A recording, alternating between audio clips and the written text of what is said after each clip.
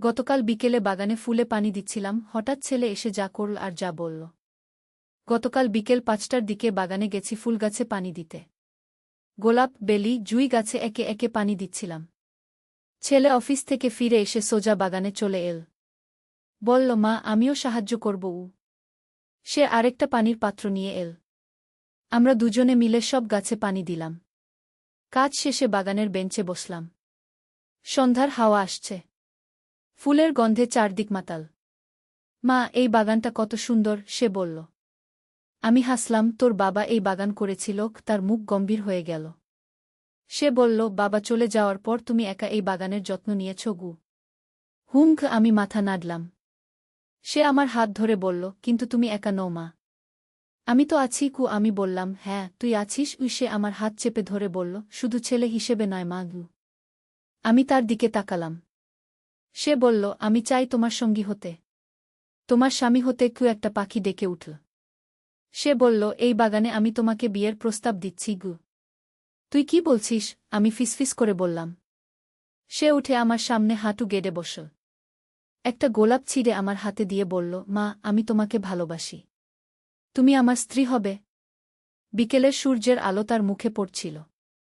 সে বলল, এই বাগানেই আমাদের বিয়ের অনুষ্ঠান হবে। শুধু আমরা দুজনে। গোলাপের কাঁটা আমার আঙুলে বিঁধল।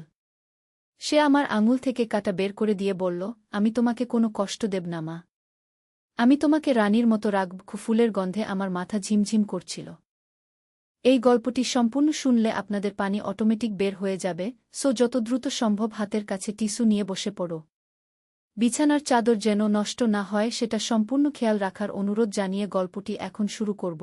তার আগে সর্বশেষ অনুরোধ, দয়া করে এমন পানি বের করার গল্প নিয়মিত শুনতে আমাদের চ্যানেলটি সকলেই সাবস্ক্রাইব করুন। ধন্যবাদ। হ্যালো বন্ধুরা, আমার নাম মালতী সেন। আমার বয়স ৪১ বছর। আমার স্বামীর নাম রবীন্দ্র সেন, বয়স ৪৬ বছর। আমাদের ২ সন্তান। সৌরভ আমাকে জড়িয়ে ধরল। ধন্যবাদ মা। আমি তোমাকে খুব সুখী রাখব। কিন্তু হঠাৎ করেই পূর্ণিমা ঘরে ঢুকে পড়ল। মা, দাদা, তোমরা কি করছ? আমরা তাড়াতাড়ি আলাদা হয়ে গেলাম। সৌরভ বলল, কিছু না। মা একটু কান্নাকাটি করছিল। আমি সান্ত্বনা দিচ্ছিলাম। কেন কাঁদছিলে মা? পূর্ণিমা জিজ্ঞেস করল। বাবার কথা মনে পড়েছিল আমি বললাম। ওহ মা, তুমি কেঁদো না। দাদা তো আছে তোমার যত্ন নেওয়ার জন্য। পূর্ণিমা বলল। হ্যাঁ, আমি আছি। সৌরভ বলল। সেদিন থেকে আমাদের জীবনে একটা অদ্ভুত পরিবর্তন এল। সৌরভ আরও বেশি যত্নশীল হয়ে উঠল। আর আমিও ধীরে ধীরে তার ভালোবাসা গ্রহণ করতে শুরু করলাম। কিন্তু একদিন এমন কিছু ঘটল যা আমার সব চিন্তাভাবনা পাল্টে দিল। সেদিন ছিল শুক্রবার। সৌরভ কলেজে গেছে। পূর্ণিমা স্কুলে। আমি একা বাড়িতে। দুপুরে হঠাৎ কলিং বেল বাজল। দরজা খুলে দেখি আমার প্রতিবেশী রুমা আন্টি। কেমন আছ মালতী? তিনি বললেন। ভালো আছি। আসুন। আমি বললাম।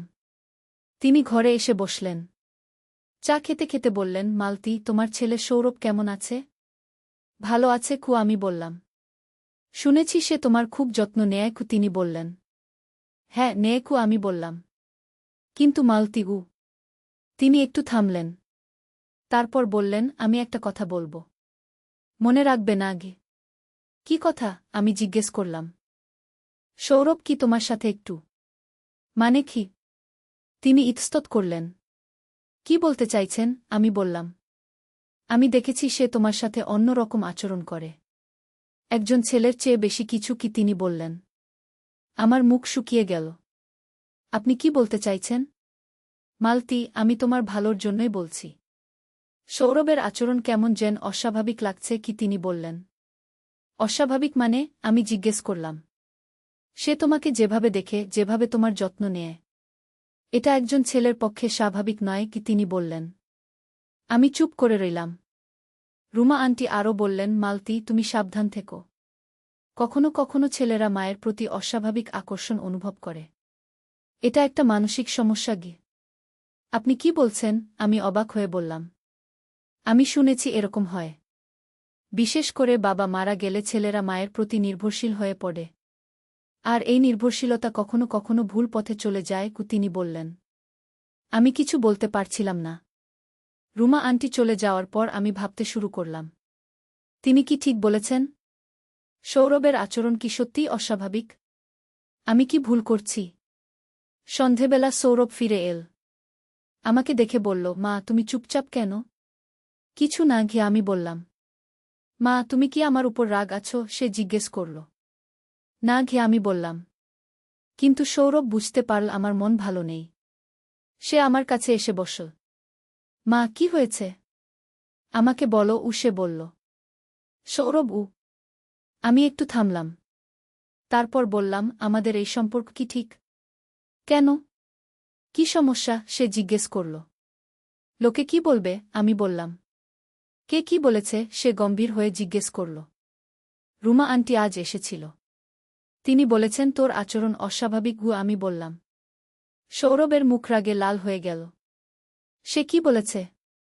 বলেছে তুই আমার সাথে একজন ছেলের মতো আচরণ করিস না। আমি বললাম। আর তুমি তার কথা বিশ্বাস করেছ? সে রাগত গলায় বলল। আমি জানি না। আমি বললাম। মা তুমি আমাকে বিশ্বাস কর না? সে বলল। করি। কিন্তু আমি থামলাম। কিন্তু কি? সে জিজ্ঞেস করল। আমরা কি সত্যিই এটা করতে পারি? আমি জিজ্ঞেস করলাম। সৌরভ আমার হাত ধরল। মা আমি তোমাকে ভালোবাসি।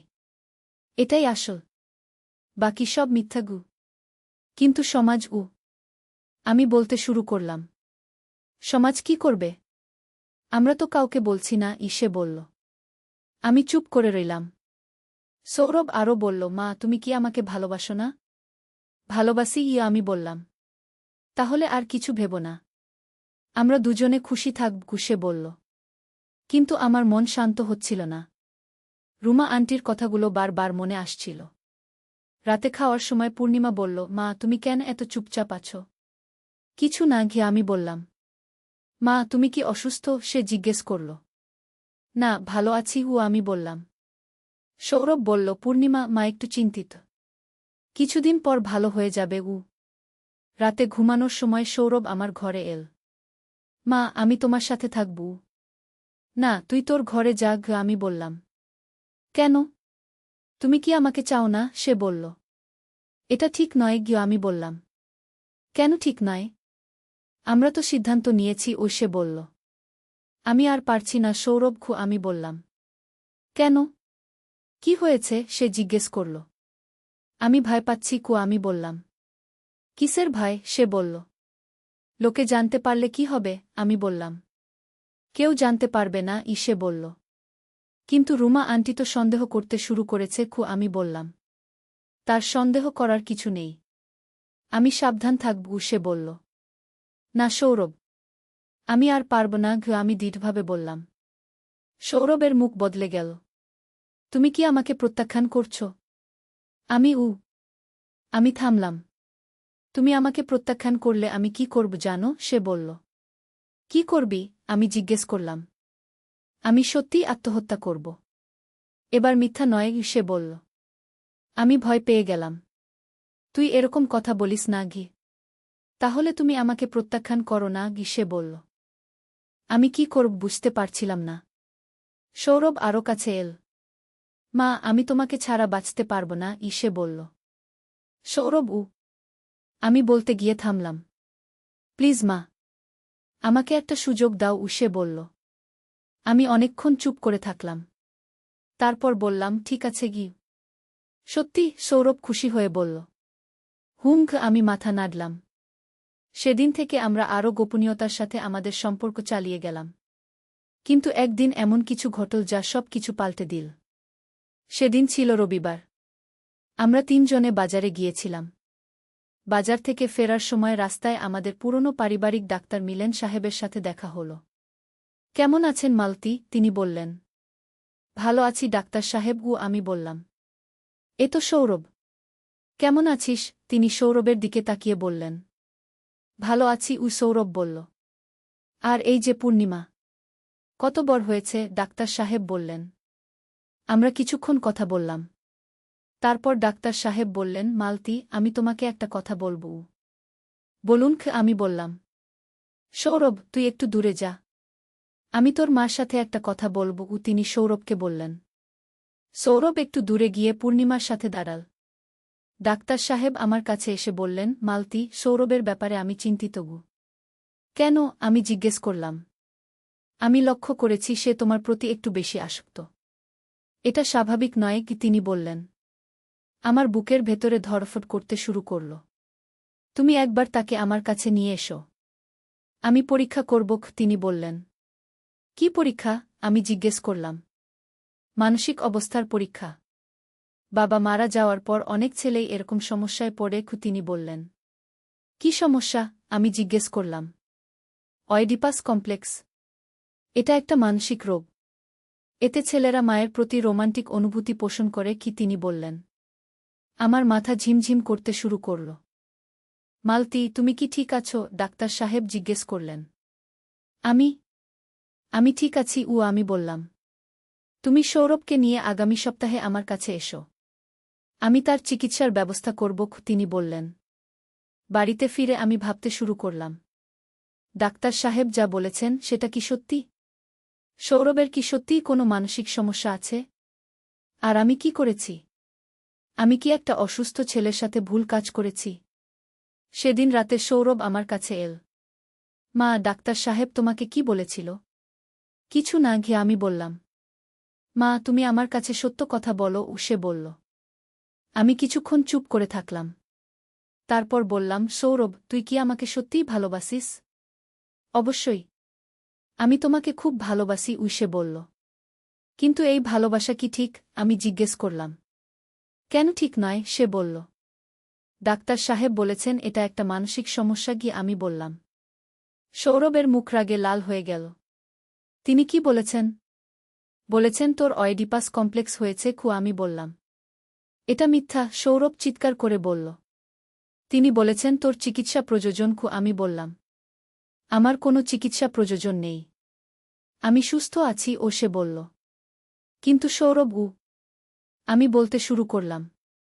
না, আমি কারো কাছে যাব না, সে রাগত গলায় বলল।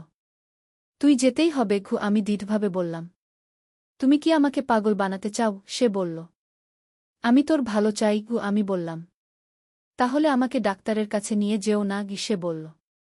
আমি নিয়ে যাব, আমি বললাম। সৌরভ আর কিছু বলল না। সে চলে গেল। পরদিন সকালে উঠে দেখি সৌরভ বাড়িতে নেই। তার ঘরে গিয়ে দেখি সে তার সব জামাকাপড় নিয়ে চলে গেছে। পূর্ণিমা জিজ্ঞেস করল, মা, দাদা কোথায়? সে একটু কাজে গেছে, আমি বললাম। কিন্তু সৌরভ আর ফিরে এল না। পুরো দিন কেটে গেল। রাতে এল না। পরদিনও এল না। আমি খুব চিন্তিত হয়ে পড়লাম। সে কোথায় গেছে? কি করছে? তৃতীয় দিনে আমি সিদ্ধান্ত নিলাম সৌরভকে খুঁজতে বের হব। কিন্তু কোথায় খুঁজব? সেদিন সন্ধেবেলা হঠাৎ দরজায় কলিং বেল বাজল। দরজা খুলে দেখি পুলিশ। আপনি মালতী সেন? একজন পুলিশ জিজ্ঞেস করল। হ্যাঁ আমি ভয়ে ভয়ে বললাম। আপনার ছেলে সৌরভের সাথে আমাদের দেখা করতে হবে, তিনি বললেন। কেন? কি হয়েছে? আমি জিজ্ঞেস করলাম। তিনি একটা হোটেলে থাকছেন। আর সেখানে কিছু অপ্রাপ্তবয়স্ক মেয়েদের নিয়ে অবৈধ কাজ করছেন, পুলিশ বলল। আমার মাথায় বজ্রাঘাত হল। আপনি কি বলছেন? আপনি আমাদের সাথে আসুন। তাকে বোঝাতে হবে, পুলিশ বলল। আমি পূর্ণিমাকে প্রতিবেশীর কাছে রেখে পুলিশের সাথে গেলাম। হোটেলে পৌঁছে দেখি সৌরভ হাতকড়া পরা অবস্থায় বসে আছে। আর তার সাথে 3টি কিশোরী মেয়ে। আমাকে দেখে সৌরভ বলল, মা, আমি কিছু করিনি গি। কিন্তু পুলিশ বলল তিনি এই মেয়েদের দিয়ে পতিতাবৃত্তি করাচ্ছেন আমি হতভম্ব হয়ে গেলাম। এটা কি সেই সৌরভ যে আমাকে এত ভালোবাসে? সৌরভ, তুই এমন করলি কেন? আমি কাঁদতে কাঁদতে বললাম। মা, আমি তোমাকে ভুলে যেতে চেয়েছিলাম। কিন্তু পারিনি, সে বলল। তাই বলে এমন কাজ? আমি বললাম। আমি জানতাম তুমি আমাকে ডাক্তারের কাছে নিয়ে যাবে। আর সেখানে আমাকে পাগল বানানো হবে, সে বলল। পুলিশ বলল, আপনার ছেলে একটা অপরাধী। তাকে জেলে যেতে হবে। আমি মন থেকে বুঝতে পারলাম যে সৌরভ সত্যিই মানসিকভাবে অসুস্থ। তার ভালোবাসা আসলে একটা রোগ ছিল। আমি ভুল করেছিলাম। আমার উচিত ছিল প্রথমেই ডাক্তারের কাছে নিয়ে যাওয়া। এখন অনেক দেরি হয়ে গেছে। সৌরভ জেলে যাবে। আর আমাকে সারা জীবন এই অপরাধবোধ নিয়ে বাঁচতে হবে। আমি বুঝতে পারলাম যে প্রেম আর অসুস্থতার মধ্যে অনেক সময় পার্থক্য করা কঠিন। কিন্তু আমাদের উচিত সর্বদা সতর্ক থাকা। আমার গল্পটা এখানেই শেষ। একটা ভুল সিদ্ধান্তের কারণে আমাদের পুরো পরিবার নষ্ট হয়ে গেছে। কিন্তু জীবন থেমে থাকে না। আমাকে এখন পূর্ণিমাকে নিয়ে নতুন করে বাঁচতে শুরু করতে হবে। আর সৌরভের জন্য প্রার্থনা করতে হবে যেন সে সুস্থ হয়ে ওঠে। এই ছিল আমার জীবনের সবচেয়ে কঠিন অভিজ্ঞতা। আশা করি আপনারা আমার ভুল থেকে শিক্ষা নেবেন। যদি কখনো আপনাদের পরিবারে এরকম কিছু দেখেন, তাহলে দেরি না করে বিশেষজ্ঞ ডাক্তারের সাথে যোগাযোগ করবেন। ভালো থাকবেন সবাই। বর পূর্ণিমা। সৌরভ 20 বছর বয়সী, বিশ্ববিদ্যালয়ে পড়ে। পূর্ণিমা 13 বছর বয়সী, অষ্টম শ্রেণীতে পড়ে। আমার গল্পটা শুরু হয় আজ থেকে 3 মাস আগে। সেদিন ছিল শুক্রবার। সকাল থেকেই আকাশ মেঘলা। বৃষ্টি হওয়ার সম্ভাবনা ছিল। আমি রান্নাঘরে সকালের নাস্তা বানাচ্ছিলাম। হঠাৎ সৌরভ এসে বলল, মা, আজ আমি বাড়িতে থাকব। কেন? কলেজ যাবি না? আমি জিজ্ঞেস করলাম। আজ ক্লাস নেই। আর বৃষ্টিও হতে পারে কি, সে বলল। ঠিক আছে। তাহলে আমার সাথে বাগানের কাজ করবি কি? আমি বললাম। সৌরভ মাথা নেড়ে রাজি হয়ে গেল। সকালের নাস্তার পর আমরা বাগানে গেলাম। আমাদের বাগানটা খুবই সুন্দর। আমার স্বামী রবীন্দ্র বাগান করতে খুব ভালোবাসত। সে নানা রকম ফুলের চারা লাগিয়েছিল। গোলাপ, জুঁই, বেলি, রজনীগন্ধা, গাঁদা, কত রকমের ফুল। 3 মাস আগে রবীন্দ্র হার্ট অ্যাটাকে মারা যায়। তারপর থেকে বাগানের যত্ন নেওয়াটা আমার জন্য একটু কষ্টকর হয়ে গেছে। কিন্তু সৌরভ আমাকে সাহায্য করে। সেদিন আমরা মিলে গাছগুলোতে পানি দিচ্ছিলাম। মা, বাবা এই গোলাপ গাছটা কবে লাগিয়েছিল? সৌরভ জিজ্ঞেস করল। তোর জন্মের আগেই। প্রায় 21 বছর আগে। আমি উত্তর দিলাম। সত্যি? এত পুরনো গাছ? সে অবাক হয়ে বলল। হ্যাঁ। তোর বাবা বলেছিল এই গোলাপ গাছের ফুল যখন ফুটবে, তখন আমাদের বাড়িতে একটা ছেলে আসবে। আমি হাসতে হাসতে বললাম। আর সত্যিই তো আমি এসেছি, সৌরভ হেসে বলল। আমরা পানি দেওয়া শেষ করে বেঞ্চে বসলাম। চারদিক খুবই শান্ত। পাকপাখালির ডাকাডাকি আর ফুলের মিষ্টি গন্ধ। এমন সময় সৌরভ বলল, মা, আমি তোমাকে একটা কথা বলবো। বল। আমি বললাম। মা, আমি। সে একটু থামল। তারপর বলল, আমি চাই তুমি আর একা থাকো না। তুই তো আছিস। আমি বললাম। না মা, আমি বলতে চাইছি। সে আরও কাছে এসে আমার হাত ধরল। আমি চাই তোমার একটা সঙ্গী থাকুক।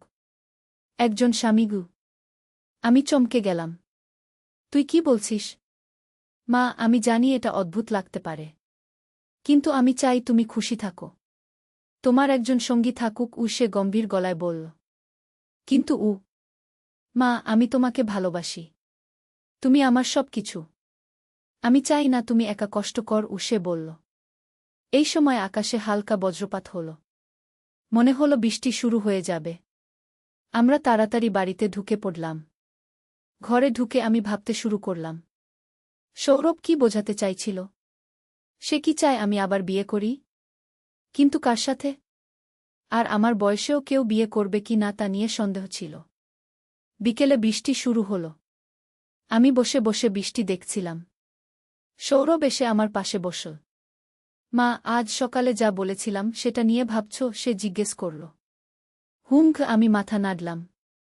মা, আমি একটা সিদ্ধান্ত নিয়েছি। সে বলল। কি সিদ্ধান্ত? আমি নিজেই তোমার স্বামী হব। সে বলল। আমি তো হতবাক। তুই কি বলছিস? তুই আমার ছেলে। না মা, আমি শুধু তোমার ছেলে নই। আমি তোমাকে ভালোবাসি। একজন পুরুষ হিসেবে। সে বলল। এটা কি বলছিস তুই? এটা অসম্ভব, আমি চিৎকার করে বললাম। কিছুই অসম্ভব নয় মা। আমি তোমাকে রানীর মতো রাখব। তোমাকে সব সুখ দেব। সে বলল। আমি উঠে চলে গেলাম। কিন্তু সৌরভও আমার পিছু পিছু এল। মা, থামো। আমার কথা শোনো। সে বলল। আমি তোর কোনো কথা শুনব না। তুই পাগল হয়ে গেছিস। আমি রাগত গলায় বললাম। না মা, আমি পাগল হইনি। আমি খুব ভেবে চিন্তে এই সিদ্ধান্ত নিয়েছি। সে বলল। রাতে খাওয়ার সময় আমরা কেউই কোনো কথা বললাম না। পূর্ণিমা জিজ্ঞেস করল, মা তুমি আর দাদা কেন চুপচাপ আছো? কিছু না ঘিয়ে আমি বললাম। খাওয়ার পর আমি ঘরে গিয়ে শুয়ে পড়লাম। কিন্তু ঘুম আসছিল না। সৌরভের কথাগুলো বারবার মনে আসছিল। পরদিন সকালে উঠে দেখি সৌরভ রান্নাঘরে চা বানাচ্ছে। আমাকে দেখে বলল, মা চা নাও। আমি চা খাব না ঘিয়ে আমি বললাম। মা তুমি আমার উপর রাগ করেছ? সে জিজ্ঞেস করল। তুই যা বলেছিস সেটা ঠিক নয়। এরকম কথা আর কখনো বলিস না গিয়ে আমি বললাম। কিন্তু মা গু। কোনো কিন্তু নেই। তুই আমার ছেলে। এই পরিচয়ের বাইরে আর কিছু নয় ঘু আমি দৃঢ় গলায় বললাম। সেদিনের পর থেকে সৌরভ এ বিষয়ে আর কিছু বলেনি। কিন্তু আমি দেখতে পাচ্ছিলাম সে আমার প্রতি একটু বেশিই যত্নশীল হয়ে উঠেছে। সকালে উঠে আমার জন্য চা বানাত।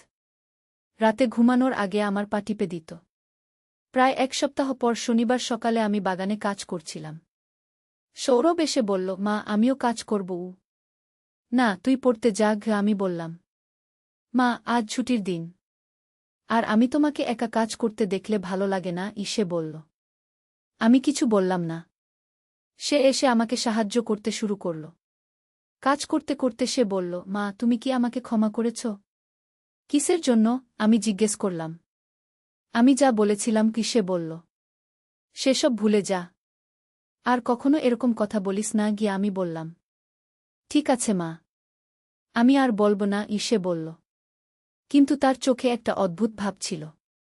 মনে হচ্ছিল সে কিছু একটা লুকাচ্ছে। এরপর আরও কিছুদিন স্বাভাবিকভাবেই কেটে গেল। কিন্তু আমি লক্ষ্য করছিলাম সৌরভ আমাকে একটু বেশিই খেয়াল রাখছে। আমি কোথাও গেলে সেও যেতে চাইত। আমি কিছু কিনতে গেলে সেও সাথে থাকত। একদিন আমি বাজার থেকে ফিরে এসে দেখি সৌরভ বসার ঘরে একা বসে আছে। আমাকে দেখে বলল, মা তুমি একটু বস গে। কি হয়েছে? আমি জিজ্ঞেস করলাম। মা আমি তোমাকে একটা উপহার দিতে চাই সে বলল। কি উপহার? আমি বললাম। সে একটা ছোট বাক্স বের করল। বলল, এটা খোলো। আমি বাক্সটা খুলে দেখি একটা সোনার আংটি।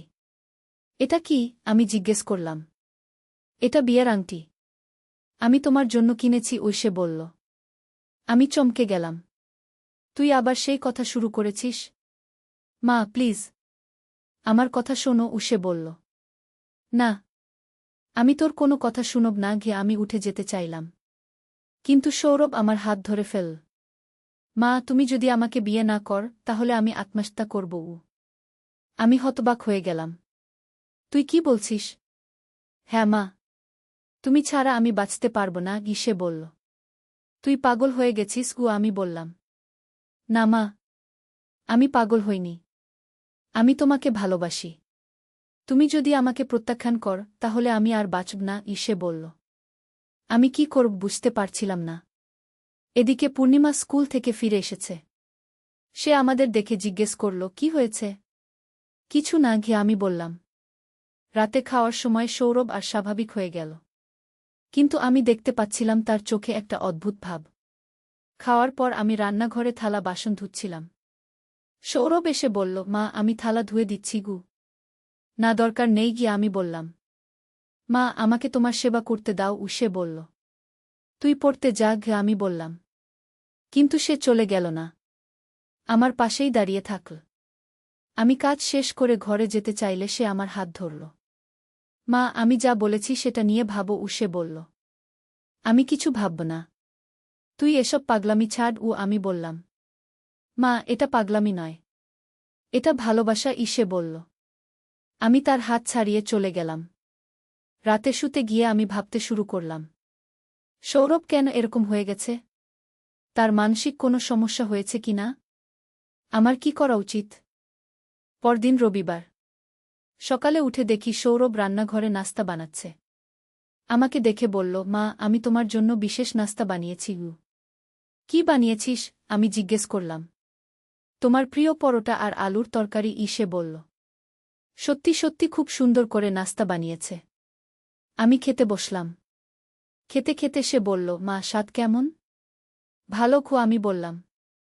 মা আমি তো তোমার জন্য এরকম রান্না করতে পারি। আমি তোমার সব কাজ করতে পারি সে বলল। তুই কেন এসব বলছিস? আমি জিজ্ঞেস করলাম। কারণ আমি তোমাকে প্রমাণ করতে চাই যে আমি একজন ভালো স্বামী হতে পারব, সে বলল। আমি চমকে গেলাম। তুই আবার সেই কথা শুরু করেছিস? মা, আমি ভুল কিছু বলিনি। আমি সত্যি বলেছি, সে বলল। এই সময় পূর্ণিমা এসে বলল, দাদা, তুমি মার সাথে কি নিয়ে কথা বলছ? কিছু না। আমি মাকে বলছিলাম যে আমি তার যত্ন নেব। সৌরভ বলল। হ্যাঁ, দাদা ঠিক বলেছে। বাবার পর দাদাই তো মার যত্ন নেবে, পূর্ণিমা বলল। কিন্তু আমি বুঝতে পারছিলাম সৌরভ অন্য কিছু বোঝাতে চাইছে। নাস্তার পর আমি বাগানে গেলাম। সৌরভও আমার সাথে এল। আমরা ফুলের যত্ন নিতে শুরু করলাম। হঠাৎ সৌরভ একটা গোলাপ ছিঁড়ে আমার হাতে দিল। এটা কেন? আমি জিজ্ঞেস করলাম। তুমি খুব সুন্দর লাগছ। এই ফুলটা তোমার জন্য, সে বলল। তুই কি বলছিস? আমি তো তোর মা, আমি বললাম। হ্যাঁ, তুমি আমার মা। কিন্তু তুমি একজন সুন্দর নারীও, সে বলল। থাম। আর একটা কথাও বলিস না, আমি রাগত গলায় বললাম। মা, আমি সত্যি বলেছি। তুমি খুবই সুন্দর। আর আমি তোমাকে ভালোবাসি, সে বলল। আমি গোলাপটা ছুঁড়ে ফেলে দিলাম। তুই এসব কথা বন্ধ কর। মা, আমি মন থেকে বলেছি, সে বলল। আমি বাগান ছেড়ে বাড়িতে চলে গেলাম। সেদিন দুপুরে খাওয়ার সময় সৌরভ আমার প্রিয় তরকারি বানিয়ে এনেছে। আমাকে দেখে বলল, মা, তোমার জন্য বিশেষ করে বানিয়েছি। কেন? আমি জিজ্ঞেস করলাম। কারণ আমি তোমাকে খুশি রাখতে চাই, সে বলল। খেতে বসে পূর্ণিমা বলল, দাদা, তুমি কত ভালো। মার জন্য এত কিছু করছ। হ্যাঁ, আমি মাকে খুব ভালোবাসি, সৌরভ বলল। কিন্তু তার চোখের দিকে তাকিয়ে আমি বুঝতে পারছিলাম সে অন্য রকম ভালোবাসার কথা বলছে। খাওয়ার পর আমি ঘরে গিয়ে শুয়ে পড়লাম। কিছুক্ষণ পর সৌরভ এসে দরজায় নক করল। মা, আমি একটু কথা বলব, সে বলল। আমি ঘুমাব। আমি বললাম। মা, প্লিজ। খুব জরুরি। কি? সে বলল। আমি দরজা খুলে দিলাম। সে ঘরে ঢুকে বলল, মা, আমি তোমাকে একটা চিঠি দিতে চাই। কি চিঠি? আমি জিজ্ঞেস করলাম। আমার মনের কথা লিখেছি। সে একটা খাম বের করে আমার হাতে দিল। আমি খামটা নিলাম। সৌরভ বলল, মা, এটা পড়ো। সব কিছু বুঝতে পারবে। আমি এটা পড়ব না। আমি বললাম। মা, প্লিজ। একবার পড়ে দেখো। সে বলল। আমি খামটা ছুঁড়ে ফেলে দিলাম। তুই এসব পাগলামি বন্ধ কর। মা, এটা পাগলামি নয়। এটা আমার সত্যিকারের অনুভূতি। কি? সে বলল। তুই আমার ছেলে। তোর এসব অনুভূতি থাকা উচিত নয়। আমি বললাম। কেন উচিত নয়? আমি তো একজন পুরুষ। আর তুমি একজন নারী। সে বলল। কারণ আমি তোর মা। আমি চিৎকার করে বললাম। মা, তুমি রাগ করো না। আমি শুধু তোমাকে বুঝাতে চাইছি। সে বলল। আমি ঘর থেকে বেরিয়ে গেলাম। কিন্তু সৌরভ আমার পিছু নিল। মা, তুমি আমার কাছ থেকে পালিয়ে যেও না। সে বলল। আমি কোথাও পালাচ্ছি না। কিন্তু তোর সাথে এ বিষয়ে আর কোনো কথা বলবো না। আমি বললাম। ঠিক আছে মা। আমি আর জোর করব না। কিন্তু আমার চিঠিটা পড়ো। সে বলল। আমি কিছু বললাম না। সন্ধেবেলা আমি রান্নাঘরে রাতের খাবার বানাচ্ছিলাম। সৌরভ এসে বলল, মা, আমি সাহায্য করব। না, দরকার নেই। আমি বললাম। কিন্তু সে চলে গেল না। আমার পাশে দাঁড়িয়ে থাকল। আমি কাজ করতে থাকলাম। মা, তুমি আমার উপর খুব রাগ আছো? সে জিজ্ঞেস করল। আমি রাগ করিনি।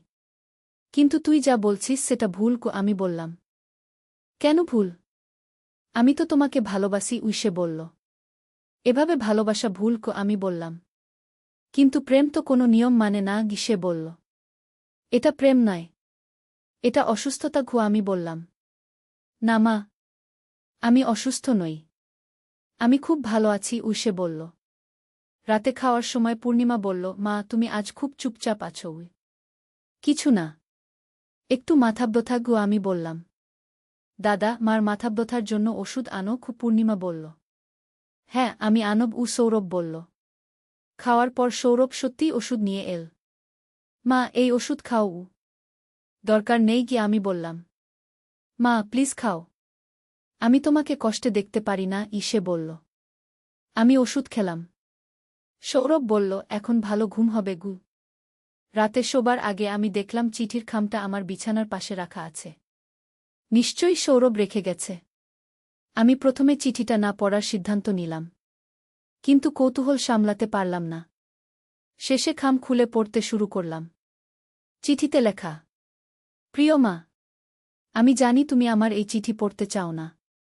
কিন্তু আমার মনের কথা তোমাকে জানাতেই হবে। আমি তোমাকে শুধু মা হিসেবে নয়, একজন নারী হিসেবে ভালোবাসি। তুমি খুবই সুন্দর।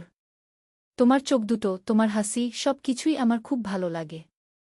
বাবা মারা যাওয়ার পর আমি বুঝতে পেরেছি তুমি কত একা। আমি চাই না তুমি একা থাকো। আমি চাই তোমার পাশে থেকে তোমার যত্ন নিতে, একজন স্বামী হিসেবে। আমি জানি এটা অদ্ভুত শোনাচ্ছে, কিন্তু আমার ভালোবাসা সত্যিকারের। আমি তোমাকে খুশি রাখতে পারব, তোমাকে সব সুখ দিতে পারব। তুমি যদি আমার প্রস্তাব গ্রহণ কর, তাহলে আমি তোমাকে পৃথিবীর সবচেয়ে সুখী নারী বানাব। আর যদি প্রত্যাখ্যান কর, তাহলে আমি এই পৃথিবী থেকে চলে যাব। তুমি আমার সব কিছু। তোমাকে ছাড়া আমি বাঁচতে পারব না। তোমার প্রিয় সৌরভ। চিঠি পড়ে আমার হাত কাঁপতে শুরু করল। সৌরভ কি করতে চাইছে? এটা কি সত্যিই সম্ভব? সারারাত আমার ঘুম হল না। ভাবতে থাকলাম সৌরভের কথাগুলো। সে কি সত্যিই আত্মহত্যা করবে, নাকি শুধু আমাকে ভয় দেখাচ্ছে? পরদিন সকালে উঠে দেখি সৌরভ রান্নাঘরে নেই। সে সাধারণত সকাল সকাল উঠে চা বানা। আজ তার দেখা নেই। আমি তার ঘরে গিয়ে দেখি সে বিছানায় শুয়ে আছে। সৌরভ, উফ। কিন্তু সে কোনো সাড়া দিল না। আমি আবার ডাকলাম। এবারও কোনো জবাব নেই। আমি তার কাছে গিয়ে দেখলাম সে অজ্ঞান হয়ে পড়ে আছে।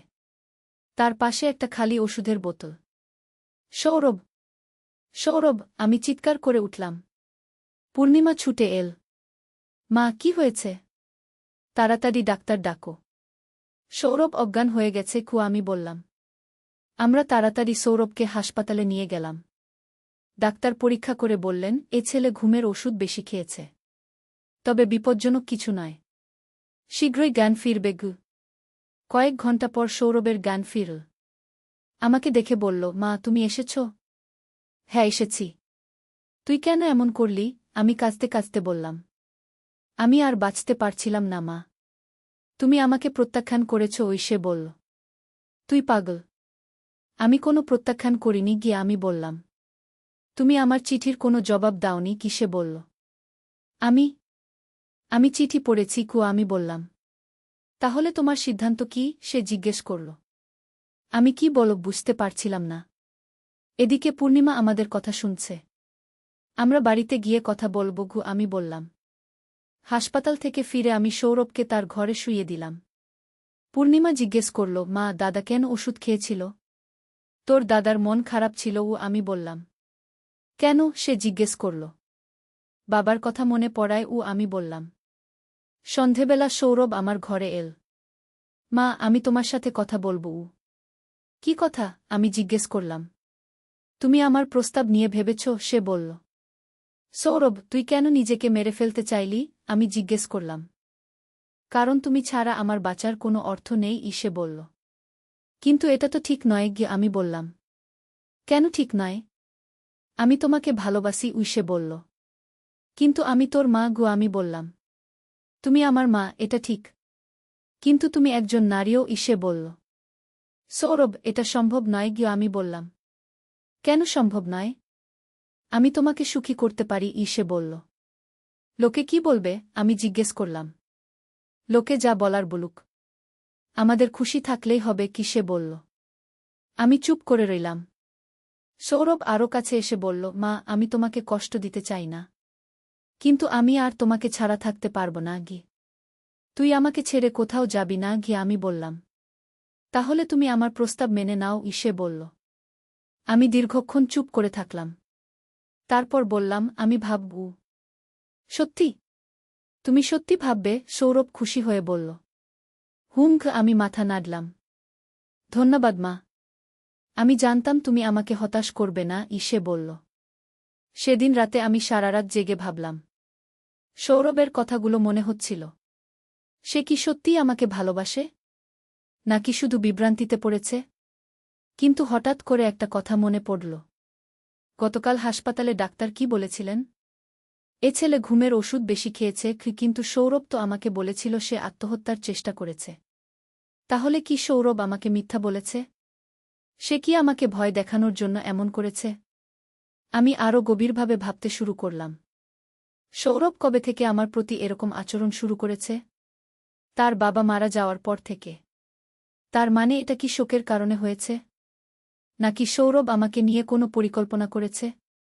সে কি আমার সম্পত্তির জন্য এমন করছে? না, এটা হতে পারে না। সৌরভ আমার নিজের ছেলে। সে আমার ক্ষতি করতে পারে না।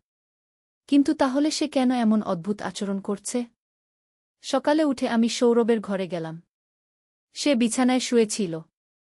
আমাকে দেখে উঠে বসল। মা, তুমি কি সিদ্ধান্ত নিয়েছ? সে জিজ্ঞেস করল। সৌরভ, আমি তোর সাথে সত্যি কথা বলতে চাই কি? আমি বললাম। কি? সে জিজ্ঞেস করল। তুই কি সত্যিই আত্মহত্যার চেষ্টা করেছিলি? আমি জিজ্ঞেস করলাম। সৌরভের মুখ একটু পাল্টে গেল। হ্যাঁ, করেছি। কিন্তু ডাক্তার বলেছেন তুই শুধু ঘুমের ওষুধ বেশি খেয়েছিস। আমি বললাম। আমি পারিনি মা। শেষ মুহূর্তে ভয় পেয়ে গেছি। সে বলল। তুই মিথ্যা বলছিস। আমি দৃঢ়ভাবে বললাম। সৌরভ চুপ করে গেল। তারপর বলল, ঠিক আছে, আমি মিথ্যা বলেছি। কিন্তু আমার ভালোবাসা সত্যি কি? তুই কেন এমন করলি? আমি জিজ্ঞেস করলাম। কারণ আমি তোমাকে বুঝাতে চেয়েছিলাম যে আমি তোমাকে কত ভালোবাসি। সে বলল। আমি কিছুক্ষণ চুপ করে থাকলাম। তারপর বললাম, সৌরভ, তুই ভুল পথে গেছিস। কেন ভুল? আমি কি তোমাকে ভালো রাখতে পারব না? সে বলল। তুই পারবি, কিন্তু একজন ছেলে হিসেবে। আমি বললাম। আমি শুধু ছেলে হিসেবে নয়, আমি একজন পুরুষ হিসেবে তোমাকে ভালোবাসি। সে বলল। এটা ঠিক নয় সৌরভ। আমি বললাম। কেন ঠিক নয়? সে জিজ্ঞেস করল। কারণ আমি থামলাম। সত্যিই কেন ঠিক নয়? আমি কি জবাব দেব? মা, তুমি কি আমাকে একটু ভালোবাসো না? সে জিজ্ঞেস করল। অবশ্যই ভালোবাসি। তুই আমার ছেলে। আমি বললাম। না, আমি বলতে চাইছি একজন পুরুষ হিসেবে। কি? সে বলল। আমি চুপ করে রইলাম। সৌরভ আমার হাত ধরল। মা, আমার চোখের দিকে তাকাও। আমি তার চোখের দিকে তাকালাম। তার চোখে সত্যিই ভালোবাসার ছাপ ছিল। মা, আমি তোমাকে সত্যিই ভালোবাসি একজন নারী হিসেবে। কি? সে বলল। আমার মন কেমন করতে শুরু করল। সৌরভ সত্যিই খুব সুদর্শন, আর তার যত্ন খুব ভালো। সৌরভ আমি ইতস্তত করে বললাম।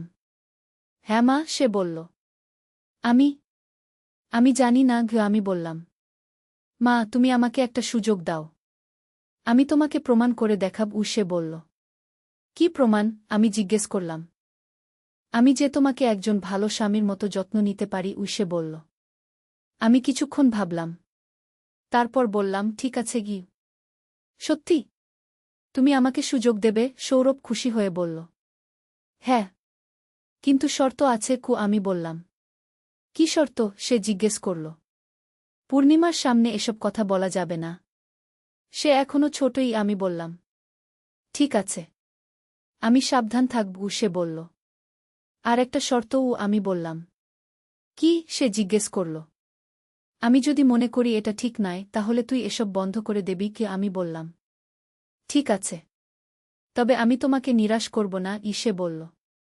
সেদিন থেকে সৌরভ আমার সাথে স্বামী স্ত্রীর মতো আচরণ করতে শুরু করল। সকালে উঠে আমার জন্য চা বানাত। দুপুরে অফিস থেকে ফিরে আমার জন্য ফুল নিয়ে আসত। রাতে ঘুমানোর আগে আমার পা টিপে দিত। আমার সব কাজে সাহায্য করত। প্রথম দিকে আমার খুব অস্বস্তি লাগছিল, কিন্তু ধীরে ধীরে অভ্যস্ত হয়ে গেলাম। একদিন সন্ধেবেলা আমরা বাগানে বসেছিলাম। সৌরভ বলল, মা, আমি তোমাকে একটা উপহার দিতে চাই। কি উপহার? আমি জিজ্ঞেস করলাম। সে একটা ছোট বাক্স বের করল। এটা খোলো। আমি বাক্সটা খুলে দেখি একটা সুন্দর নেকলেস।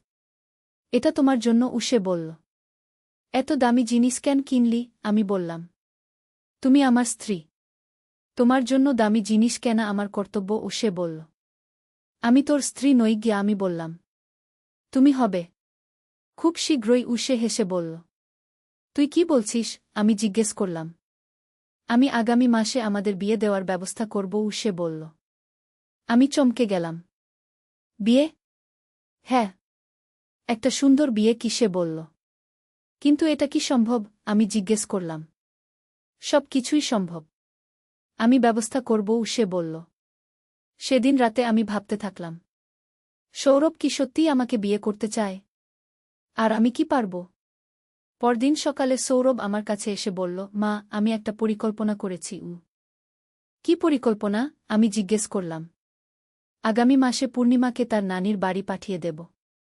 তারপর আমরা দুজনে একটা ছোট অনুষ্ঠান করব, সে বলল। কি অনুষ্ঠান? আমি জিজ্ঞেস করলাম। বিয়ের অনুষ্ঠান। শুধু আমরা দুজনে, কি সে বলল। আমি কিছুক্ষণ চুপ করে থাকলাম।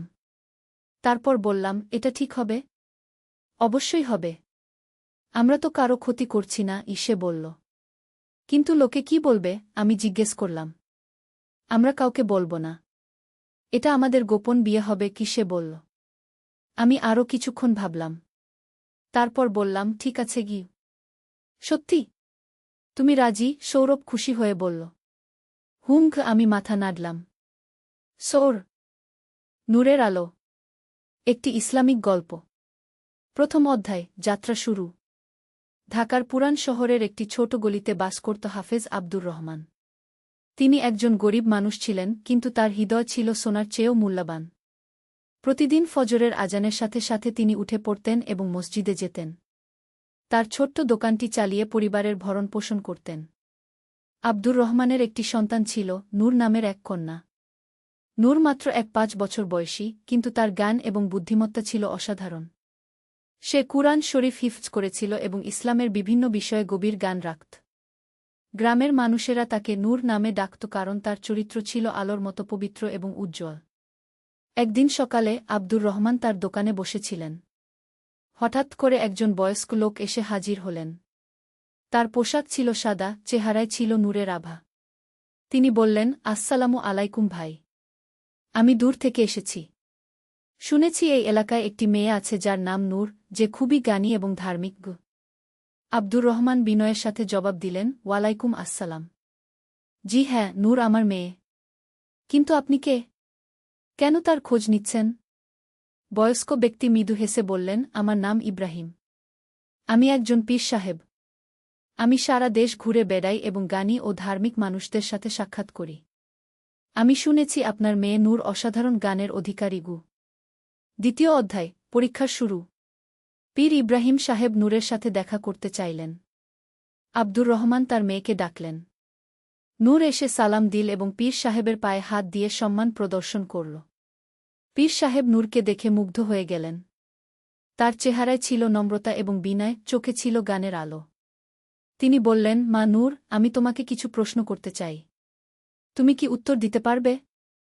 নূর বিনীতভাবে বলল, জি পীর সাহেব, আল্লাহ তায়ালা যতটুকু জ্ঞান দিয়েছেন সেই অনুযায়ী চেষ্টা করব।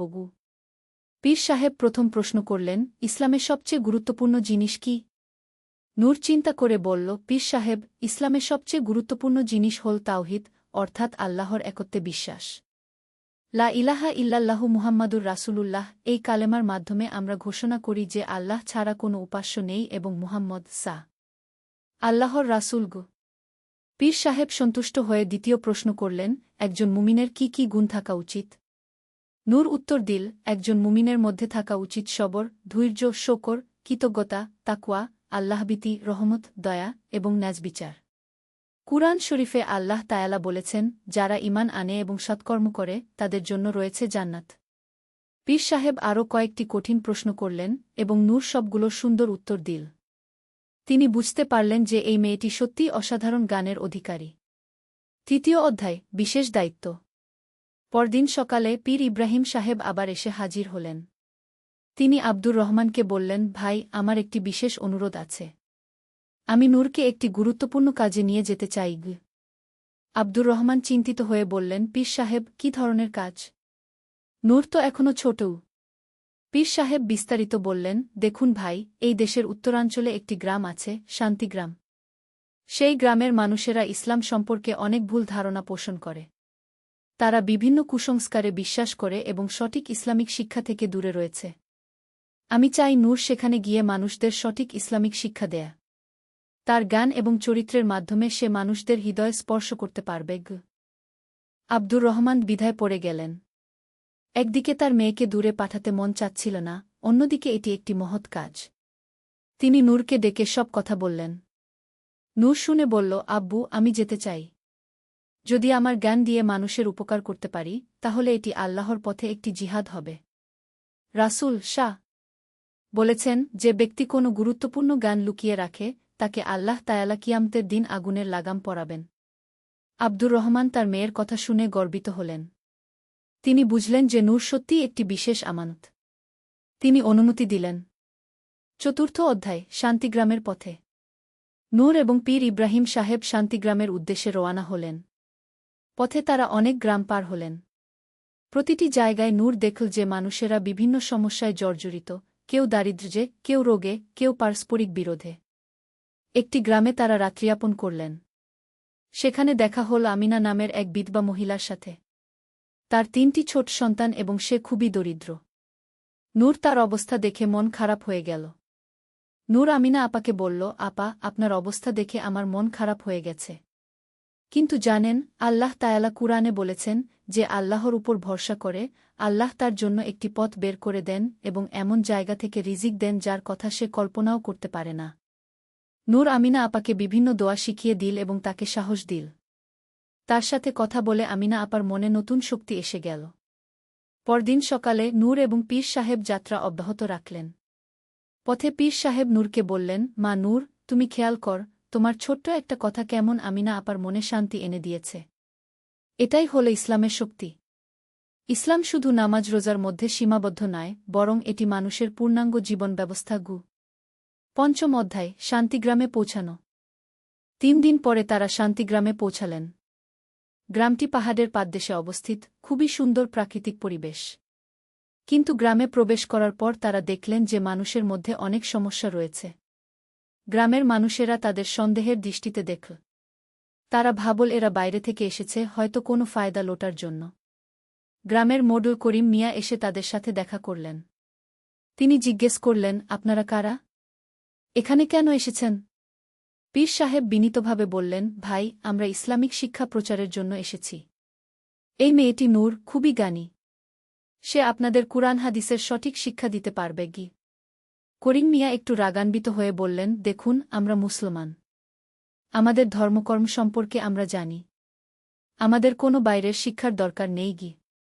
নূর নম্রভাবে বলল, চাচা, আমরা আপনাদের কোনো সমালোচনা করতে আসিনি। আমরা শুধু জ্ঞান ভাগাভাগি করতে চাই। রাসূল শাহ বলেছেন, জ্ঞান অর্জন করা প্রতিটি মুসলিম নরনারীর উপর ফরজ। আমরা চীনে গিয়ে হলেও জ্ঞান অর্জন করতে হবে। করিম মিয়া নূরের কথা শুনে কিছুটা শান্ত হলেন। তিনি বললেন, ঠিক আছে, আপনারা থাকতে পারেন। কিন্তু আমাদের মানুষেরা রাজি হবে কিনা জানি না। ষষ্ঠ অধ্যায়, প্রাথমিক বাধা। নূর এবং পীর সাহেব গ্রামের মসজিদে থাকার ব্যবস্থা করলেন। প্রথম কয়েকদিন খুবই কঠিন গেল। গ্রামের বেশিরভাগ মানুষ তাদের এড়িয়ে চলত। একদিন নূর দেখল যে গ্রামের মহিলারা একটি অসুস্থ শিশুর জন্য তাবিজ-কবচ ব্যবহার করছে। নূর তাদের কাছে গিয়ে জিজ্ঞেস করল, আপনারা কি করছেন? একজন মহিলা বলল, এই শিশুটি অসুস্থ। আমরা তার জন্য তাবিজ দিয়েছি যেন জিনভূতের উপদ্রব থেকে রক্ষা পায়। নূর বিনীতভাবে বলল, আপনারা ইসলামে তাবিজ-কবচ ব্যবহার করা শিরক। আল্লাহ তায়ালা কুরআনে বলেছেন, যদি আল্লাহ তোমাকে কোনো কষ্টে ফেলেন, তাহলে আল্লাহ ছাড়া আর কেউ সেই কষ্ট দূর করতে পারে না। চলুন, আমরা এই শিশুর জন্য দোয়া করি এবং চিকিৎসকের কাছে নিয়ে যাই। মহিলারা প্রথমে রাগ করল, কিন্তু নূরের নম্র আচরণ দেখে তারা শান্ত হল। নূর তাদের কুরআনের কিছু আয়াত শিখিয়ে দিল যা অসুখের জন্য পড়া যায়। সপ্তম অধ্যায়, প্রথম সাফল্য। কয়েকদিন পরে অলৌকিক ঘটনা ঘটল। নূরের দোয়া এবং সঠিক চিকিৎসার ফলে সেই অসুস্থ শিশু সুস্থ হয়ে উঠল। এই ঘটনা গ্রামে ছড়িয়ে পড়ল এবং মানুষেরা নূরের প্রতি আস্থা রাখতে শুরু করল। একদিন সন্ধ্যায় কয়েকজন গ্রামবাসী মসজিদে এসে নূরের সাথে কথা বলতে চাইল। তারা বলল, নূর আপা, আমরা আপনার কাছে ইসলাম সম্পর্কে জানতে চাই। নূর খুব খুশি হল। সে তাদের নিয়ে একটি হালকা চালিয়ে বসল। প্রথমে সে আল্লাহর পরিচয় নিয়ে কথা বলল। দেখুন ভাইবোনেরা, নূর বলল, আল্লাহ তায়ালা আমাদের সৃষ্টিকর্তা। তিনি আমাদের ভালোবাসেন মায়ের চেয়েও বেশি। তিনি আমাদের জন্য সূর্য, চাঁদ, তারা, নদী, পাহাড় সব কিছু সৃষ্টি করেছেন। তিনি আমাদের দিয়েছেন বুদ্ধি, বিবেক এবং পছন্দের ক্ষমতা। একজন লোক জিজ্ঞেস করল, তাহলে আল্লাহ আমাদের কেন পরীক্ষা করেন? কেন দুঃখ কষ্ট দেন? নূর উত্তর দিল, এটি একটি খুব গুরুত্বপূর্ণ প্রশ্ন। আল্লাহ তাআলা আমাদের পরীক্ষা করেন আমাদের ঈমান যাচাই করার জন্য। যেমন সোনাকে আগুনে পুড়িয়ে খাঁটি করা হয়, তেমনি আমাদের ঈমানকেও পরীক্ষার মাধ্যমে শক্তিশালী করা হয়।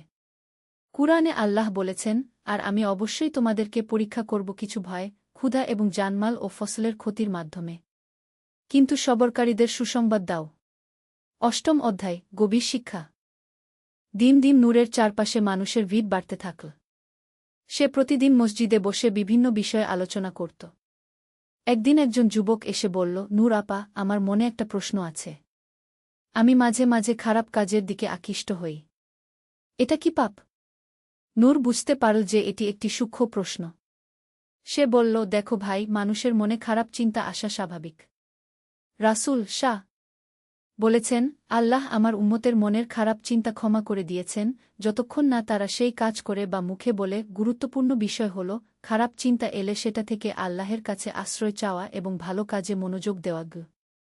যুবকটি আরও জিজ্ঞেস করল, তাহলে আমি কিভাবে নিজেকে পাপ থেকে রক্ষা করব? নূর বলল, প্রথমত নিয়মিত নামাজ পড়। নামাজ পাপ থেকে রক্ষা করে। দ্বিতীয়ত, ভালো সঙ্গী নির্বাচন কর। রাসূল শাহ বলেছেন, মানুষ তার বন্ধুর ধর্মের উপর থাকে। তৃতীয়ত, সর্বদা আল্লাহকে স্মরণ কর। চতুর্থত, কুরআন তেলাওয়াত কর এবং তার অর্থ বোঝার চেষ্টা কর। নবম অধ্যায়, পারিবারিক সমস্যার সমাধান। কয়েক সপ্তাহ পরে গ্রামের একটি বড় সমস্যার সমাধানের জন্য নূরের কাছে আসা হল।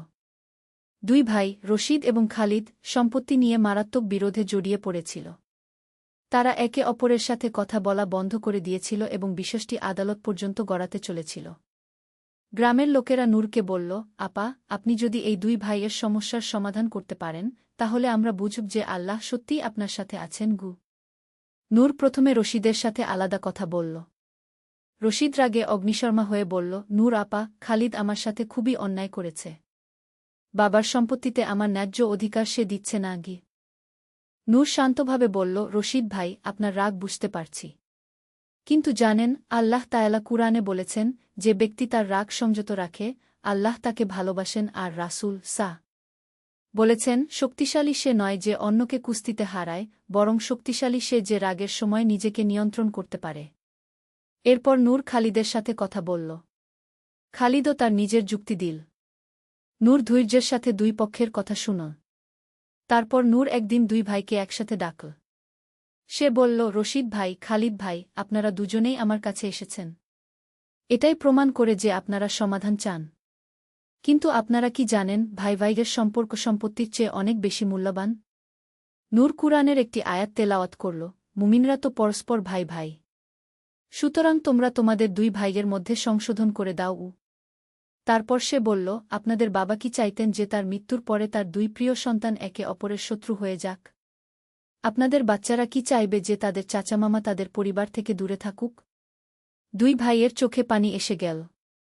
তারা বুঝতে পারল যে সম্পত্তির লোভে তারা সবচেয়ে গুরুত্বপূর্ণ জিনিস, ভাইয়ের ভালোবাসা, হারাতে বসেছে। নূর তাদের ইসলামিক উত্তরাধিকার আইন অনুযায়ী সম্পত্তি ভাগ করার পদ্ধতি বুঝিয়ে দিল। সে বলল, ইসলামে সম্পত্তি বণ্টনের একটি স্পষ্ট নিয়ম আছে। আল্লাহ নিজেই কুরআনে এই নিয়ম দিয়েছেন। এই নিয়ম মেনে চললে কোনো বিরোধ থাকে না। দুই ভাই একে অপরের কাছে ক্ষমা চাইল এবং আলিঙ্গন করল। গ্রামবাসীরা এই দৃশ্য দেখে মুগ্ধ হয়ে গেল। তারা বুঝল যে নূরের মধ্যে সত্যিই বিশেষ কিছু আছে। দশম অধ্যায়, নারী শিক্ষার প্রসার। নূরের প্রভাবে গ্রামে ধীরে ধীরে পরিবর্তন আসতে লাগল। কিন্তু একটি বিষয়ে এখনও সমস্যা ছিল, মেয়েদের শিক্ষা। গ্রামের অনেক মানুষ মনে করত যে মেয়েদের বেশি পড়াশোনার দরকার নেই। একদিন নূর গ্রামের মহিলাদের সাথে আলাদা বৈঠক করল। সেখানে এসেছিল রহিমা আপা, ফাতেমা আপা, খাদিজা আপা এবং আরও অনেকে। নূর তাদের বলল, আপারা, আমি আপনাদের একটা কথা বলতে চাই। ইসলামে নারী পুরুষের সমান মর্যাদা পেয়েছে জ্ঞান অর্জনের ক্ষেত্রে। রাসূল শাহ বলেছেন, জ্ঞান অর্জন করা প্রতিটি মুসলিম নরনারীর উপর ফরজ। এখানে নারী পুরুষের কোনো পার্থক্য করা হয়নি। রহিমা আপা বলল, কিন্তু নূর, আমাদের সমাজে মেয়েরা বেশি পড়ালেখা করলে বিয়েশাদিতে সমস্যা হয় গিয়ে। নূর উত্তর দিল, আপা, এটি একটি ভুল ধারণা। ইসলামের ইতিহাস দেখুন। আমাদের প্রিয় নবীজির স্ত্রী হরত আয়েশা ছিলেন একজন বড় আলেম। তার কাছে থেকে হাজারো সাহাবী হাদিস শিখেছেন। হরত ফাতেমা ছিলেন অত্যন্ত জ্ঞানী। তারা কি বিয়েশাদিতে সমস্যায় পড়েছিলেন? ফাতেমা আপা জিজ্ঞেস করল, তাহলে আমরা কি করব? আমরা তো অশিক্ষিতও। নূর উৎসাহের সাথে বলল, আপারা, আমি আপনাদের জন্য একটি মহিলা শিক্ষা বৃত্ত শুরু করতে চাই। আমরা একসাথে কুরআন শরীফ পড়ব, ইসলামের বিভিন্ন বিষয় নিয়ে আলোচনা করব। আর আপনাদের মেয়েদেরও এই শিক্ষায় অংশ নিতে উৎসাহিত করব গু। মহিলারা এই প্রস্তাবে খুশি হল। তারা সিদ্ধান্ত নিল যে প্রতি বৃহস্পতিবার বিকেলে তারা নূরের কাছে বসে ইসলামিক শিক্ষা নেবে। একাদশ অধ্যায়, যুব সমাজের পরিবর্তন। গ্রামের যুবকদের মধ্যেও নূরের প্রভাব পড়তে থাকল। আগে যারা অলস্তায় দিন কাটাত, তারা এখন জ্ঞান চর্চায় আগ্রহী হয়ে উঠল। জাহিদ নামের এক যুবক নূরের কাছে এসে বলল, আপা, আমি জীবনে কোনো লক্ষ্য খুঁজে পাচ্ছি না। মনে হয় যেন আমার জীবনের কোনো মানে নেই গি। নূর তাকে বলল, জাহিদ ভাই, আপনার এই অনুভূতি অস্বাভাবিক নয়। অনেক মানুষই জীবনের অর্থ খুঁজতে সংগ্রাম করে। কিন্তু ইসলাম আমাদের বলেছে যে আমাদের জীবনের উদ্দেশ্য হল আল্লাহর ইবাদত করা এবং তার পৃথিবীতে খলিফা হিসেবে দায়িত্ব পালন করা গু। খলিফা মানে কি? জাহিদ জিজ্ঞেস করল। নূর ব্যাখ্যা করল, খলিফা মানে প্রতিনিধি। আল্লাহ আমাদের এই পৃথিবীতে তার প্রতিনিধি হিসেবে পাঠিয়েছেন। আমাদের দায়িত্ব হল ন্যায় বিচার প্রতিষ্ঠা করা, অত্যাচারীদের বিরুদ্ধে দাঁড়ানো, দরিদ্রদের সাহায্য করা, জ্ঞানের প্রসার ঘটানো গো। জাহিদ উৎসাহিত হয়ে বলল, তাহলে আমি কি করতে পারি? নূর বলল, আপনি গ্রামের অন্যান্য যুবকদের নিয়ে একটি সেবা সংস্থা গড়তে পারেন। যেমন অসহায়দের সাহায্য করা, গ্রামের পরিচ্ছন্নতা রক্ষা করা, বৃক্ষরোপণ করা, নিরক্ষরদের লেখাপড়া শেখানো। রাসূল বলেছেন, মানুষের মধ্যে সেই সবচেয়ে উত্তম যে অন্যদের উপকারে আসে। এই কথা শুনে জাহিদ এবং তার বন্ধুরা একটি যুব সংগঠন গড়ে তুলল। তারা নাম রাখল খেদমতে খালক ও মানুষের সেবা। দ্বাদশ অধ্যায়, বিপত্তির মোকাবেলা। কয়েক মাস পরে গ্রামে একটি বড় বিপদ এসে হাজির হল। মুষলধারে বৃষ্টির কারণে পাশের নদীতে বন্যা হয়েছে। অনেক ঘরবাড়ি ডুবে গেছে, মানুষ গৃহহীন হয়ে পড়েছে। এই সংকটের মুহূর্তে নূরের শেখানো শিক্ষার প্রকৃত পরীক্ষা হল। গ্রামের মানুষেরা একে অপরের পাশে দাঁড়াল। যাদের বাড়িঘর ভেসে গেছে তাদের আশ্রয় দেওয়া হল অন্যদের বাড়িতে। জাহিদের নেতৃত্বে যুব সংগঠনের ছেলেরা দিনরাত পরিশ্রম করল। তারা উদ্ধার কাজে অংশ নিল, খাবার বিতরণ করল, অসুস্থদের চিকিৎসার ব্যবস্থা করল। নূর মহিলাদের সংগঠিত করে একটি রান্নাঘর খোলা হল যেখানে সকলের জন্য খাবার রান্না হতে থাকল। তারা কুরআনের এই আয়াতটি মনে রেখে কাজ করল, যে একটি জীবন রক্ষা করল, সে যেন সমগ্র মানবজাতিকে রক্ষা করল। এই দুর্যোগের সময়ে গ্রামবাসীরা দেখল যে ইসলামের সত্যিকারের শিক্ষা কি। তারা বুঝল যে ধর্ম শুধু নামাজ রোজার মধ্যে সীমাবদ্ধ নয়, বরং এটি মানুষে মানুষে ভালোবাসা এবং সহানুভূতি সৃষ্টি করে। ত্রয়োদশ অধ্যায়, আত্মিক উন্নতি। বন্যার পরে গ্রামের মানুষের মধ্যে একটি নতুন চেতনা জাগল। তারা বুঝল যে জীবনটা খুবই ক্ষণস্থায়ী এবং আল্লাহর কাছে জবাবদিহি করতে হবে। একদিন সন্ধ্যায় গ্রামের একজন বয়স্ক ব্যক্তি, আবু তালেব চাচা, নূরের কাছে এলেন। তিনি বললেন, বেটি নূর, আমার বয়স হয়েছে। মৃত্যুর কথা ভাবলে মনটা অস্থির হয়ে যায়। আমি কিভাবে আল্লাহর কাছে প্রস্তুতি নেব? নূর চাচার কথা শুনে মর্মাহত হল। সে বলল, চাচা, মৃত্যুর ভয় পাওয়াটা স্বাভাবিক। কিন্তু একজন মুমিনের জন্য মৃত্যু ভয়ঙ্কর কিছু নয়। এটি পরপারে যাওয়ার একটি পথ মাত্র। নূর চাচাকে ইস্তিগফার, ক্ষমা প্রার্থনা এর গুরুত্ব সম্পর্কে বলল। চাচা, আপনি বেশি বেশি আস্তাগফিরুল্লাহ পড়ুন। আল্লাহ তায়ালা বলেছেন, তোমরা তোমাদের রবের কাছে ক্ষমা চাও, নিশ্চয় তিনি ক্ষমাশীল। নূর তাকে কবরের প্রশ্ন সম্পর্কেও বলল এবং শেখাল কিভাবে সেই প্রশ্নের উত্তর প্রস্তুত রাখতে হয়। 3টি মূল প্রশ্ন হবে, তোমার রব কে? তোমার দিন কি? তোমার নবী কে? এই প্রশ্নের উত্তর হল, আল্লাহ আমার রব, ইসলাম আমার দিন, মুহাম্মদ আমার নবী। চাচা নূরের কাছে নিয়মিত আসতে শুরু করলেন এবং আধ্যাত্মিক শিক্ষা নিতে লাগলেন। চতুর্দশ অধ্যায়, শিশুদের শিক্ষা।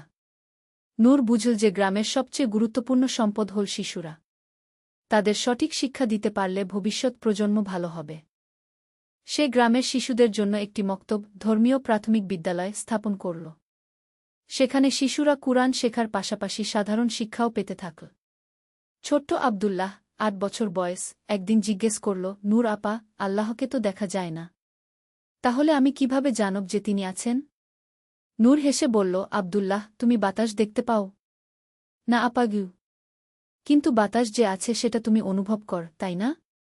গাছের পাতা নড়ে, তোমার চুল উড়ে, তেমনি আল্লাহকে চোখে দেখা যায় না, কিন্তু তার অস্তিত্বের প্রমাণ চারপাশে ছড়িয়ে আছে। সূর্যকে উঠায়, চাঁদকে আকাশে রাখে, ফুলকে এত সুন্দর করে বানায়। আব্দুল্লাহ বলল, আল্লাহ। ঠিক, এবং আল্লাহ আমাদের হৃদয়ের মধ্যে একটি বিশেষ অনুভূতি দিয়েছেন যাকে বলে ঈমান। এই ঈমানের মাধ্যমে আমরা আল্লাহর অস্তিত্ব অনুভব করতে পারি। নূর শিশুদের খেলার ছলে ইসলামিক আদবকায়দা শেখাত, যেমন খাওয়ার আগে বিসমিল্লাহ বলা, খাওয়ার পরে আলহামদুলিল্লাহ বলা, বড়দের সম্মান করা, ছোটদের আদর করা। পঞ্চদশ অধ্যায় অর্থনৈতিক ন্যায়বিচার। নূর লক্ষ্য করল যে গ্রামে অর্থনৈতিক বৈষম্য রয়েছে। কিছু মানুষ খুব গরিব, আবার কিছু মানুষ তুলনামূলকভাবে ভালো অবস্থায় আছে।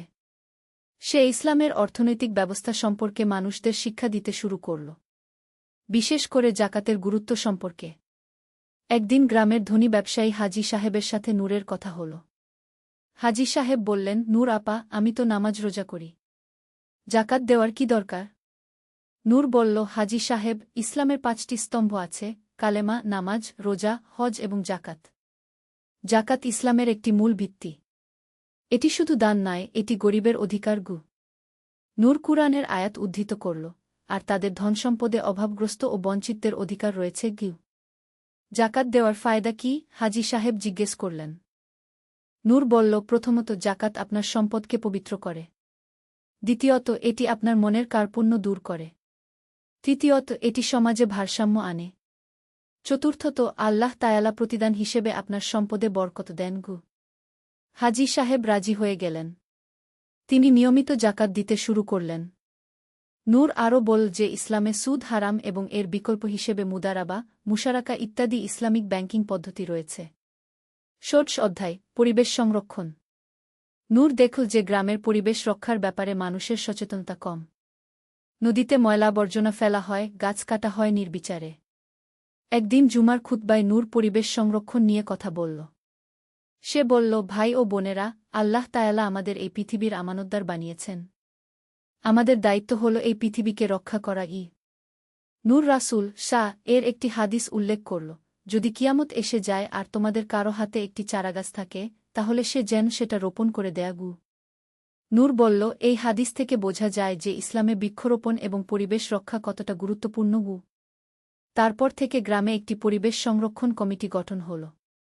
তারা নিয়মিত বৃক্ষরোপণ কর্মসূচি পালন করতে লাগল এবং নদীর পরিচ্ছন্নতা রক্ষা করতে লাগল। সপ্তদশ অধ্যায় আন্তর্ধর্মীয় সম্প্রীতি। শান্তিগ্রামে মুসলমানদের পাশাপাশি কিছু হিন্দু ও খ্রিস্টান পরিবার বাস করত। নূর চাইল যে সকল ধর্মের মানুষের সাথে ভালো সম্পর্ক থাকুক। একদিন হিন্দু সম্প্রদায়ের পূজার দিনে কিছু মুসলিম যুবক গোলযোগ করার চেষ্টা করল। নূর সাথে সাথে তাদের থামাল। সে বলল, এটা কি করছো তোমরা?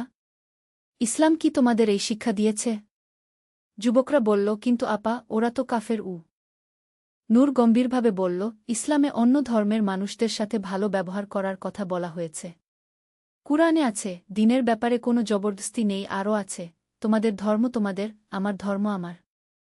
নূর তাদের রাসূল শাহ এর জীবনের উদাহরণ দিল। নবীজি শাহ মদিনায় ইহুদি এবং খ্রিস্টানদের সাথে শান্তি চুক্তি করেছিলেন। তিনি তাদের ধর্মীয় স্বাধীনতা দিয়েছিলেন। এরপর থেকে গ্রামের সব ধর্মের মানুষ একসাথে শান্তিতে বাস করতে লাগল। তারা একে অপরের উৎসবে অংশগ্রহণ করত এবং সংকটের সময় পাশে দাঁড়াত। অষ্টাদশ অধ্যায় চ্যালেঞ্জের মুখোমুখি। কয়েক মাস পরে নূর এবং তার কাজের বিরুদ্ধে কিছু মানুষ ষড়যন্ত্র শুরু করল। পাশের গ্রামের একজন পীর হুজুর সাহেব নূরের জনপ্রিয়তায় ঈর্ষান্বিত হয়ে পড়েছিল। সে শান্তিগ্রামে এসে কিছু মানুষকে বলল, দেখুন, এই মেয়েটা নাকি ইসলাম শেখায়, কিন্তু মেয়েদের দ্বারা পুরুষদের ইসলাম শেখা ঠিক নয়। কিছু গোডা মানুষ তার কথায় প্রভাবিত হল। তারা নূরের বিরুদ্ধে প্রচারণা চালাতে শুরু করল। একদিন নূর দেখল যে কিছু মানুষ তার দার্শে ধর্মীয় আলোচনায় আসা বন্ধ করে দিয়েছে। সে মনে মনে দুঃখ পেল।